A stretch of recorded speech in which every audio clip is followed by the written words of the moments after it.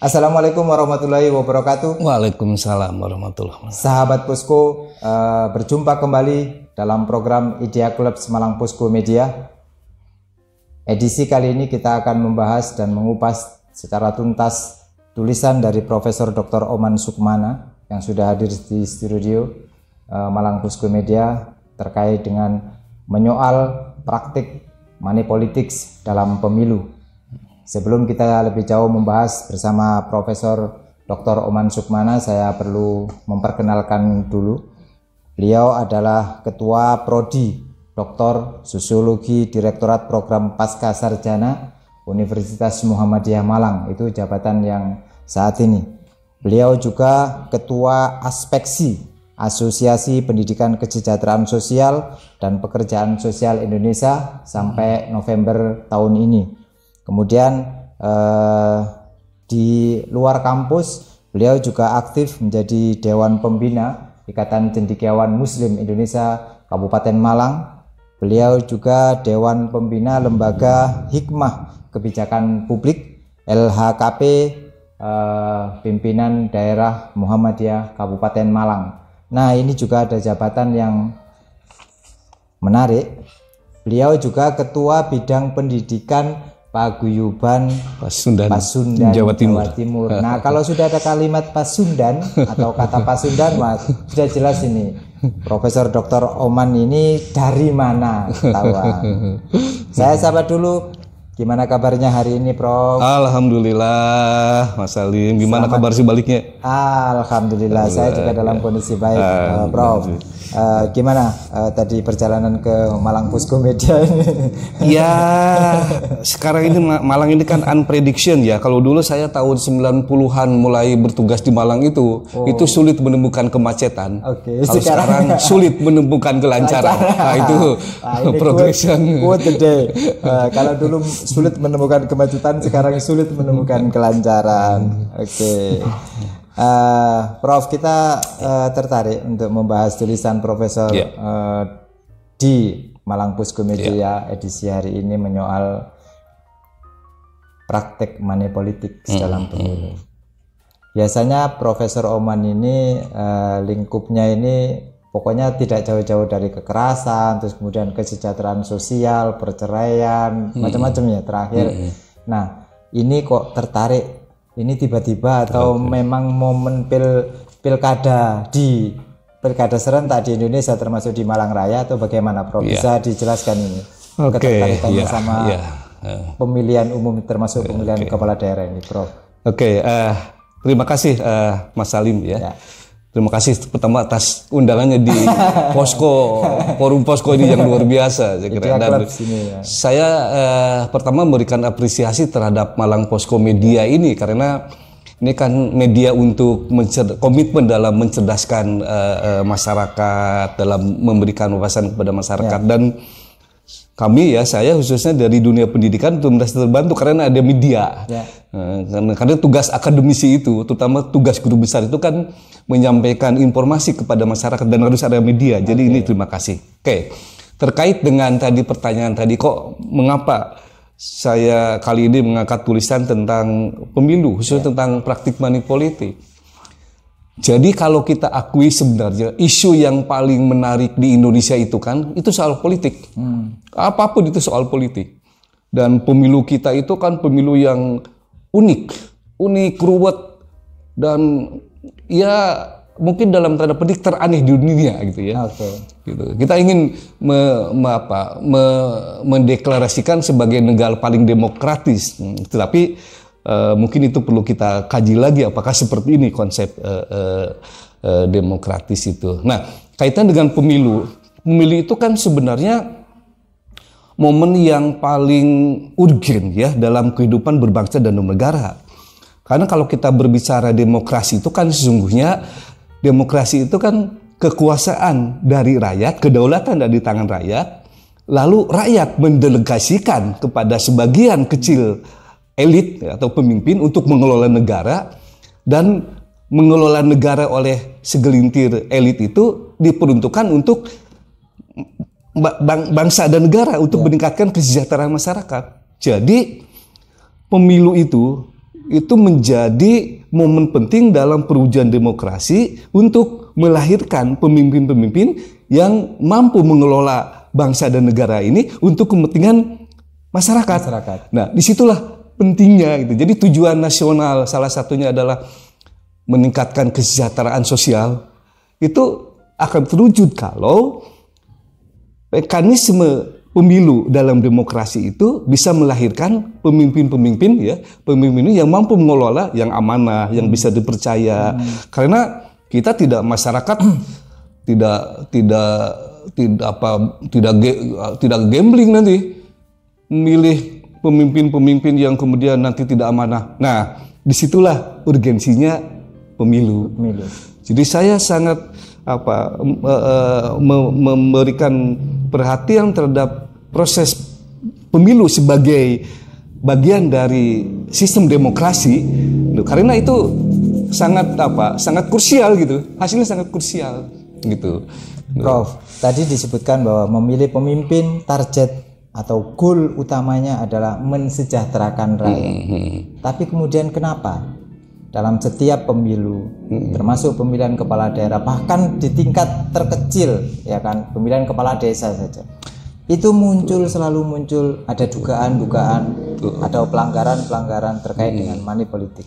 Nah, sebenarnya apa sih money politik itu apa? Nah, betul. Atau politik uang dalam pilkada atau pemilu itu gimana, Prof? Jadi, kalau pemilu sebagai ciri atau sistem cara yang kita gunakan dalam demokrasi itu berjalan dengan baik, jujur, adil, taat ajas, maka pemilu akan menghasilkan pemimpin-pemimpin atau wakil-wakil rakyat yang kapabel. Nah, tetapi dalam kenyataannya banyak jebakan-jebakan tuh, banyak virus-virus, banyak hantu-hantu yang bisa mencederai, mengkhianati pemilu itu sebagai demokrasi. Contoh misalnya salah satunya money politik. Nah, itu money politik itu adalah salah satu dari hantu demokrasi, hantu dalam pemilu yang merusak demokrasi. Sebab dalam pemilu yang dicederai oleh money politik itu di dalamnya ada proses transaksional, ada proses pertukaran. Jadi orang memilih pemimpin bukan karena kapasitas dan kapabilitasnya, tapi orang atau rakyat memilih pemimpin itu karena vironya itu. Sehingga logika demokratis, logika demokrasi masyarakat itu menjadi hilang. Akhirnya masyarakat pikirnya sesaat yang penting dapat uang 300.000, 500.000, 1 juta. Soal 5 tahun yang akan datang bangsa negara ini atau nasib saya ini mau apa, itu soal lain. Ya, itulah kemudian rusaknya demokrasi dari sisi pendidikan politik bagi rakyat. Karena itu gambling sama dengan menggadaikan nasib rakyat yang kepada orang yang tidak kapabel, tidak amanah. Itu yang pertama. Yang kedua dari sisi calon pemimpin yang ikut dalam kontestan politik, mereka kan modalnya uang. Dari mana uang itu? Dan uang yang dikeluarkan untuk mempengaruhi atau menyogok suara rakyat itu bukan kecil-kecil. Kita tahu misalnya untuk 1 kursi DPRD kabupaten kota itu kalau nyalon saya mau nyalon hanya punya 1 miliar 2 miliar itu gak cukup, minimal mesti sudah lebih dari 3 miliar dan itu uang dari mana. Dan kalau itu sudah jadi, maka pikiran utamanya itu adalah bukan bagaimana saya menata negara itu untuk kepentingan rakyat, tapi bagaimana saya memikirkan mengembalikan modal yang saya sudah keluarkan. Itu bahayanya di situ. Jadi money politik itu hantu dalam pemilu yang bisa merusak, mencederai demokrasi. Kalau dalam konteks sosiologi yang Prof pahami, ini posisinya ini yang salah penyogoknya atau masyarakatnya atau masyarakat sekarang kan lebih pinter tuh. Mau disokok berapapun dari sana diterima, dari sini diterima, perkara kemudian milih tetap milih yang. Nah, itu bagaimana, Prof? Ya, menarik memang ini dalam perspektif sosiologis misalnya sebagai bidang kajian saya itu ada sosiolog yang mengkritisi tentang modernitas ya.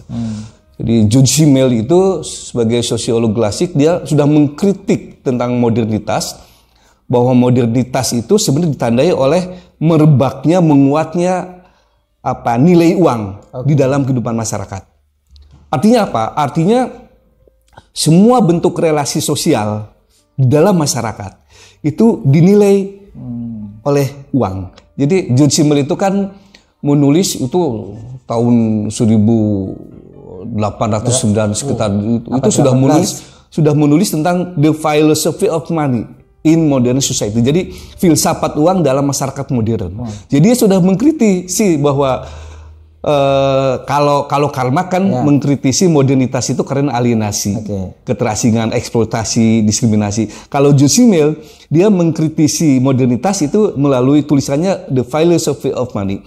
Jadi di dalam masyarakat modern itu uang menjadi faktor penentu di dalam membangun relasi-relasi sosial. Nanti apa itu isinya kita jelaskan berikutnya. Nah, ini kita tahan dulu. Ini menarik karena itu nanti terkait dengan tulisan Prof terkait teori pertukaran sosial. Oke, nanti kita bahas pada sesi selanjutnya. Prof, tadi sudah ada nyebut tentang satu kursi nilainya 1 miliar, bahkan kita sering mendengar juga untuk menjadi bupati atau wali kota saja itu butuh modal besar dan bukan kaleng-kaleng nilainya, bisa ratusan miliar bahkan ya. Nah, tulisan Profesor ini di awal pembuka itu kan menyebut ada yang berusaha untuk dalam tanda kutip dilegalkan saja kalau kemudian semuanya melakukan money politik, itu gimana? Ya. Nah ini memang kalau nggak salah ya. Ya itu salah satu anggota dari partai tertentu ya. Terbuka aja ini karena di forum terbuka di rapat Komisi 2 ya waktu itu dengan dengan KPU dengan Bawaslu itu Hugua ya yang salah satu anggota fraksi PDIP. Dia melontarkan udah aja soal money politik dilegalkan aja. Selama ini kan memang dilarang ya dan termasuk pelanggaran money politik termasuk pelanggaran. Nah nanti tapi karena realitasnya tidak terbendung dan semakin masif dan semakin terang-terangan, lalu kemudian udah dilegalkan aja. Itu bentuk dari cerminan rasa frustasi, kekecewaan, kejengkelan dan sebagainya melihat fenomena yang terjadi. Nah, kita bisa memahami memang kejengkelan kekecewaan seorang Hugua itu ya. Tapi mengusulkan supaya money politik itu dilegalkan, saya kira itu sesat pikir. Karena apa? Karena bukan alih-alih kita membangun, memperbaiki, menghilangkan hantu-hantu demokrasi itu ya, tapi malah semakin. Nah ini nih yang kemudian itu saya anggap sebagai ya mungkin karena cerminan dari orang kalau kecewa, kalau frustasi, kalau itu kan kadang-kadang menyampaikan sesuatu itu kan di luar kritis, di luar kontrol pikiran.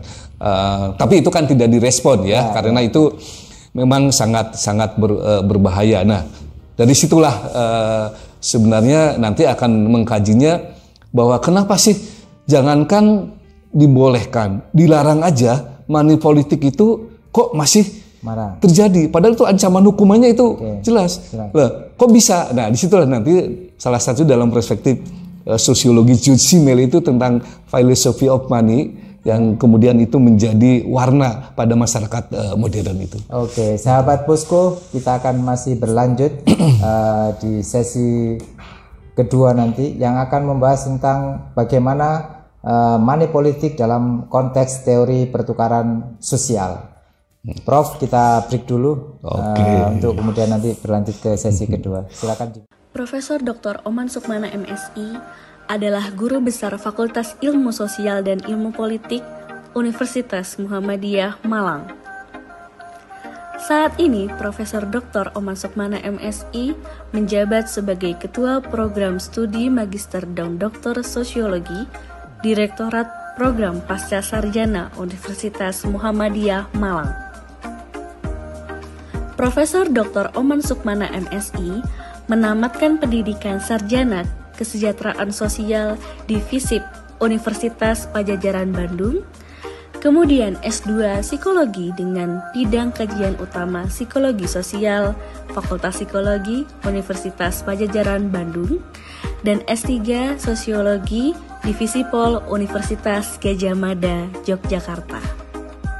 Profesor Dr. Oman Sukmana MSI memiliki ketertarikan dalam bidang kajian kesejahteraan sosial dan pekerja sosial, bidang kajian sosiologi kesejahteraan sosial, dan bidang kajian gerakan sosial dan gerakan kesejahteraan sosial.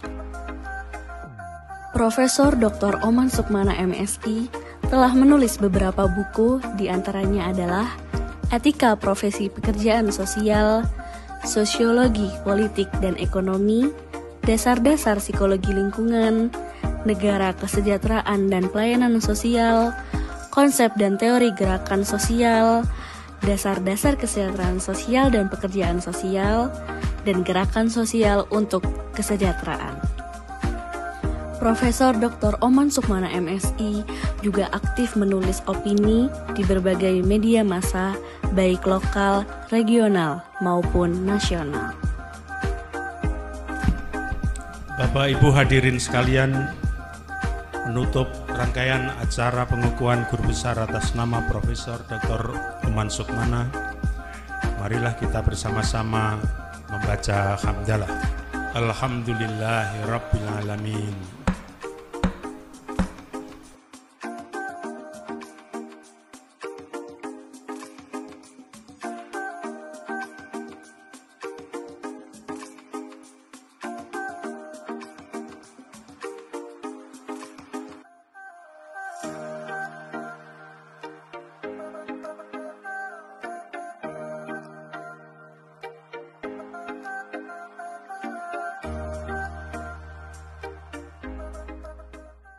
Sahabat Posko, kita masih bersama Profesor Dr. Oman Sukmana untuk melanjutkan kembali perbincangan tentang menyoal praktek money politik dalam pemilu termasuk pilkada yang akan berlangsung di Indonesia termasuk di Malang Raya. Prof, tadi Prof mengaitkan fenomena money politik ini dengan pandangan atau Josh Simmel yang bahkan 1800 ya, abad 18 itu sudah menulis tentang fenomena ini, ya kan, bahwa semua pada ujungnya nanti dikaitkan dengan tidak jauh-jauh dari uang. Bagaimana fenomena money politics dalam perspektif sosiologi menurut Josh Simmel yang Prof tulis? Ya, terima kasih. Memang tadi seperti di awal tadi disinggung tentang kritik dari sosiolog George Simmel ya terhadap modernitas, bahwa modernitas itu kan ditandai oleh merebaknya dan menguatnya nilai uang, nilai uang dalam kehidupan masyarakat. Nah, transaksi-transaksi relasi-relasi sosial di dalam masyarakat itu antara individu dengan individu, individu dengan kelompok, kelompok dengan kelompok itu ditentukan oleh seberapa nilai uang. Jadi nilai uang itu. Nah, karena uang itu sangat, jadi kan begini, manusia itu menciptakan objek, lalu objek itu diberi nilai, nilai itu dikonversi dengan uang. Jadi semakin mahal objek, maka semakin bernilai dan semakin prestis. Jadi masyarakat modern itu kan menampilkan sesuatu yang kemudian orang menilai, wah ini jam tangan merek murah, ini mahal, ini mahal. Nah, akhirnya apa? Akhirnya manusia terjebak kepada budaya konsumtif, budaya soal gaya, soal prestis. Nah, kemudian ini berdampak kepada komodifikasi semua potensi. Jadi dikomoditaskan. Semua potensi dikomoditaskan. Saya punya modal punya apa, lalu saya komoditaskan. Jadi kalau dulu kan relasi antar manusia dengan manusia kan relasi empati, kemanusiaan. Saya nggak mikirkan kalau saya memberi sesuatu ke Mas Salim, saya nggak mikirkan apakah saya terima dan tidak. Tapi di dalam masyarakat modern menurut Simel, karena itu ada komodifikasi, karena tujuannya adalah bagaimana menghasilkan nilai uang, maka relasi sosial juga begitu. Nah, ini merambah ke semua dimensi kehidupan. Seni dikomoditaskan, agama bahkan juga dikomoditaskan, termasuk apalagi politik. Nah, disitulah kemudian munculnya teori pertukaran sosial, transaksi. Jadi pertukaran sosial itu relasi antar orang dengan orang itu akan bertahan kalau masing-masing menerima keuntungan, gitu ya. Jadi kalau saya tidak merasa ngapain saya dekat dengan Mas Salim, saya tidak ada keuntungan politik, sosial, ekonomi maka ya kan. Tapi kalau Mas Salim butuh saya dan saya komoditaskan, saya butuh ini, kira-kira apa? Nah, itu karakteristik masyarakat modern dan itu di dalam dunia politik, gitu ya, termasuk juga. Nah, dari dimensi sosiologi sudah memungkinkan muncul itu karena kita masuk ke era modernitas itu, kita tidak bisa terlepas dari konteks itu. Di satu sisi ditambah dengan usaha-usaha untuk semakin mendorong masyarakat, terutama dalam dunia politik, pemilih untuk melakukan itu. Jadi klop sudah. Jadi ini oleh karena itu money politik atau soal uang itu tidak akan hilang dari kehidupan sosial, realitas sosial masyarakat. Tapi tidak boleh tadi dilegalkan tadi. Jadi kita ini kan sekarang ada uang bukan segalanya, tapi masalahnya segalanya harus dengan uang. Ya memang uang bukan segalanya, kita akuilah. Ya uang bukan segalanya, iya tapi soalnya realitas sosialnya segalanya dengan uang. Coba apa yang tidak dengan menggunakan uang? Maaf, di toilet aja itu uang. Terus ada uang. Berarti dikaitkan dengan pilkada. Kalau kemudian soal dukungan dan lain sebagainya, maka yang terjadi adalah aku akan mendukungmu, atau bahasa orang sekarang wani biro itu kan. Itu yang kemudian melahirkan budaya-budaya atau money politik semakin merebak, Bro. Dan nah, akhirnya kan sekarang ini sistem pemilu kita kan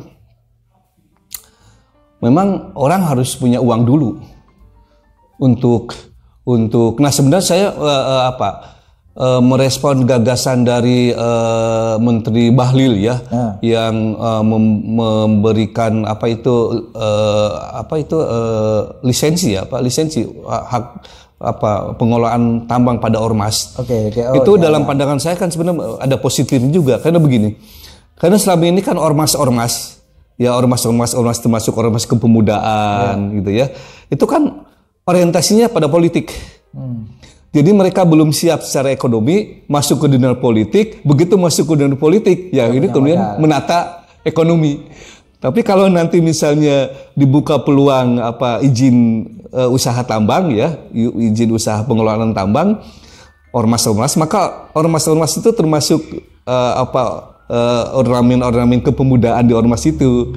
Ya misalnya kalau Muhammadiyah itu gitu ya, atau pemuda Muhammadiyah itu nanti diarahkan untuk mengelola tambang, jadi pengusaha dulu, biar kaya dulu, setelah kaya kemudian mereka masuk ke dunia politik. Mungkin itu akan mengeliminir hasrat koruptifnya gitu. Tapi kan tidak baik juga bagi pendidikan masyarakat tetap. Nah, untuk kalau soal usaha tambang kan Muhammadiyah menolak ya, tidak menerima karena itu melanggar undang-undang. Tapi ini seandainya terjadi maka mungkin mengurangi karena generasi muda Indonesia itu kan sekarang ini agak enggan, agak tidak bernafsu dalam tanda petik untuk masuk ke ruang-ruang ekonomi, tapi khususnya untuk organisasi-organisasi kemasyarakatan ya gitu. Tapi mereka begitu antusias untuk masuk ke dunia politik. KPU, Panwaslu, caleg. Jadi pokoknya kalau pengen instan berkembang, masuklah dunia politik. Tapi kalau masuk dunia usaha kan dia bertahan. Prof, ini kan sudah mendekati ini November ya. November nanti Indonesia punya KW besar, pilkada serentak, ya kan? Termasuk di Malang Raya tiga-tiganya, Kota Malang, Kabupaten Malang, terus kemudian Kota Batu juga bakal menyelenggarakan. Prof melihat bagaimana potensi money politik yang akan terjadi dan bagaimana mengantisipasinya? Ya, pasti itu nanti panen ya, panen money politik lah. Kita tidak menutup mata soal itu ya. Dan money politik itu kan juga bukan hanya untuk pemilih, tapi juga untuk partai politik. Sekarang ini kan orang untuk bisa punya tiket masuk ke jadi calon wali kota, wabub, itu kan harus melalui partai politik. Dan partai politik itu kan sekarang hitungannya berapa jumlah kursi dari partai itu. Jadi misalnya kalau partai A di DPRD Kabupaten Malang ada 7 orang, maka kalau saya mau menyalonkan Bupati Malang melalui partai A itu, maka dihitung aja 7 kursi kali berapa nominal? Minimal 1 M itulah gitu ya. Udah berapa? Itu baru tiket loh. Belum bagaimana kalau kita sudah masuk ke dalam kereta apinya misalnya gitu ya. Kita kalau minum berarti harus beli itu. Belum perjalanan pemilihannya. Belum macam-macam. Jadi memang salah satu risiko politik pemilu di Indonesia itu cost-nya terlalu tinggi. Sudah transaksi sosial, pertukaran sosial dengan pemilih, sudah kemudian juga ada pertukaran sosial transaksi uang dengan partai politik, belum lagi nanti dengan pendukung, dengan tim sukses, dengan itu, maka biayanya menjadi besar. Ini kemudian menjadi semakin memperkuat tentu. Nah tentu saja bagaimana solusinya? Ya secara normatif memang solusinya kan pendidikan politik. Jadi semua harus berkomitmen. Semua harus berkomitmen. Seperti misalnya saya mendapat informasi di Malaysia. Di Malaysia itu kalau guru besar itu kan kepala sekolah. Di Malaysia itu guru besar itu adalah kepala sekolah. Kalau itu kan profesor. Di Malaysia itu kalau guru besar dicalonkan menjadi anggota parlemen, itu pasti terpilih. Karena masyarakat sangat percaya dengan guru, sangat percaya dengan guru besar itu, dianggap orang jujur, orang bersih, orang punya komitmen, dan kesejahteraan mereka sudah cukup baik. Jadi kalau guru besar masuk ke dalam parlemen, maka cenderung tidak akan koruptif, tidak akan itu. Nah, bersih. Kalau di kita kan enggak peduli siapa A, B, C, D, yang penting bawa uang, berani bermodal, soal kualitas, kapabilitas, nomor sekian. Jadi jangan heran kalau misalnya yang lolos itu bukan orang-orang yang teruji. Nah, inilah bahayanya demokrasi yang tidak melaksanakan sistem pemilu dengan jujur, adil, baik. Berarti menurut Prof, salah satu cara yang memang katakanlah money politik tidak mungkin bisa dihindari, ya kan? Bahkan dilegalkan, tambah itu membuat persoalan money politik menjadi makin runyam. Satu-satunya adalah pendidikan politik. Pendidikan politik.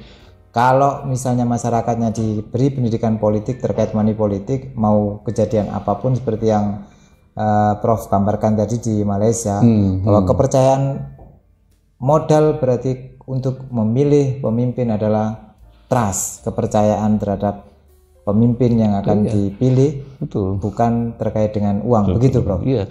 Dan memang kesadaran politik itu berkaitan dengan soal kualitas pendidikan. Oke. Jadi negara-negara yang maju itu yang tingkat pendidikan masyarakatnya cukup baik, maka relatif soal money politik relatif bisa ditekan. Tapi kalau untuk negara-negara berkembang termasuk Indonesia dengan tingkat pendidikan masyarakat yang masih rendah, maka kesadaran politik dan pendidikan politik itu perlu kerja keras. Prof, mungkin ada apa istilahnya saran atau kemudian pendidikan politik yang perlu disampaikan ke masyarakat terkait dengan menjelang pilkada serentak di Malang Raya. Bagaimana seharusnya masyarakat bersikap dan bagaimana partai politik dalam merekrut calon-calon yang akan mendapatkan rekom, biar masyarakat juga nanti tidak terjebak lagi ke money politik, terjebak lagi pada kekecewaan yang dipilih ternyata yang bukan pilihan tetapi bla bla bla bla itu. Ya, memang ini komitmen dari partai politik juga ya, bahwa itu mereka harus punya komitmen untuk mengurangi beban biaya politik itu. Berani nggak partai politik misalnya tidak meminta mahar? Berani nggak partai politik mengusung, mendeklarasikan hanya calon yang tidak mau mengeluarkan uang dengan bermodalkan uang untuk meraih simpati massa? Itu berani nggak? Gitu ya. Saya kira banyak itu calon-calon yang bersih. Justru calon-calon pemimpin yang baik, yang capable, yang memiliki potensi itu kebanyakan memang tidak punya uang. Nah, berani nggak partai politik gitu. Kemudian masyarakat juga berani nggak, jangan sesaat. Jangan karena misalnya uang 300.000, uang 500.000 yang sehari 2 hari mungkin habis. Tapi dia mengorbankan nasibnya ya, menggamblingkan nasibnya 5 tahun ke depan. Jadi memang ini perlu dan harus ada gerakan sosial untuk bersih pemilu. Gimana itu, Bro? Gerakan sosial bersih pemilu, dan itu memang harus dimotori oleh terutama generasi-generasi muda. Generasi-generasi muda yang itu mereka nanti akan mengambil alih posisi dalam mengelola negara ini. Jadi kalau tidak sekarang kita menciptakan pemilu yang gerakan pemilu yang bersih itu, maka kedepannya akan semakin susah karena nanti menjadi toksik.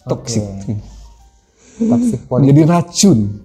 Kalau racun sudah masuk ke dalam tubuh, kalau money politik sudah masuk ke dalam sistem demokrasi dan itu kemudian masuk ke dalam seluruh tubuh demokrasi, maka itu akan menjadi toksik. Dan itu susah mengeluarkan racunnya. Mungkin suatu saat demokrasi akan mati.